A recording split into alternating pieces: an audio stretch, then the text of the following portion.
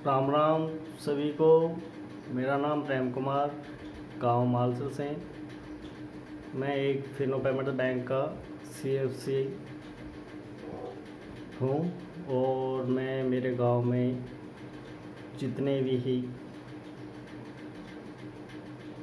लोग हैं और आसपास के सभी गांव के 7LC मसाने वाला करड़ वाली डाणियों में सभी को मैं बैंकिंग सुविधा प्रदान कर रहा हूँ पिछले 2016 से, और अच्छी तरह से मैं मेरा अर्निंग कर पा रहा हूँ।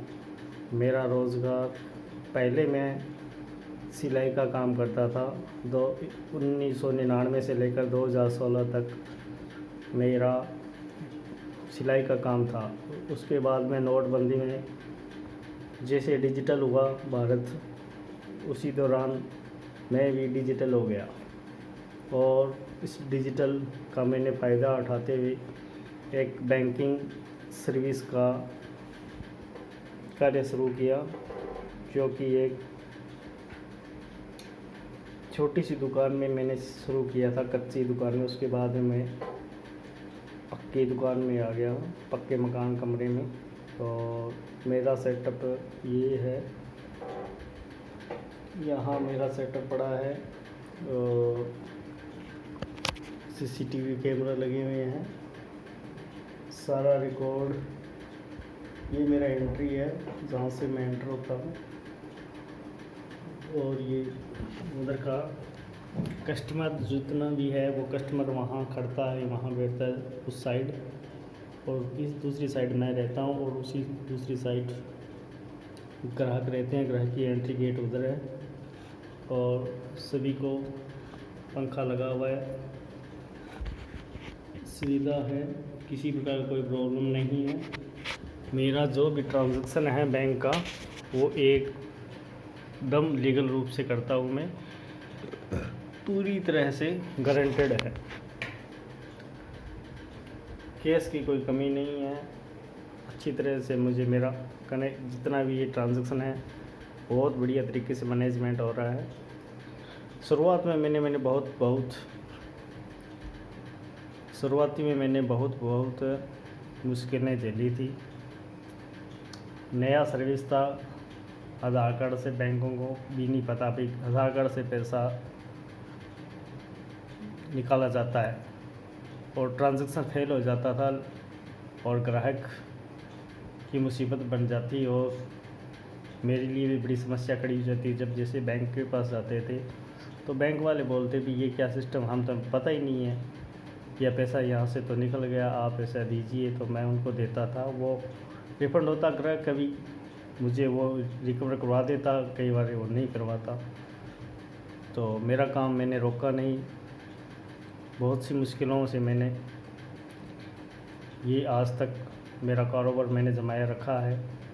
और कुछ ग्राहक ऐसे भी थे जिसका पूरा रिकॉर्ड भी मेंटेन होने के बावजूद भी वो कहते हैं कि हमने यह ट्रांजैक्शन किया नहीं, आपने किया है, हमारा पैसा हमें, वो दोबारा लेने की कोशिश करते थे, लेकिन मेरे पास रिकॉर्ड पूरा था।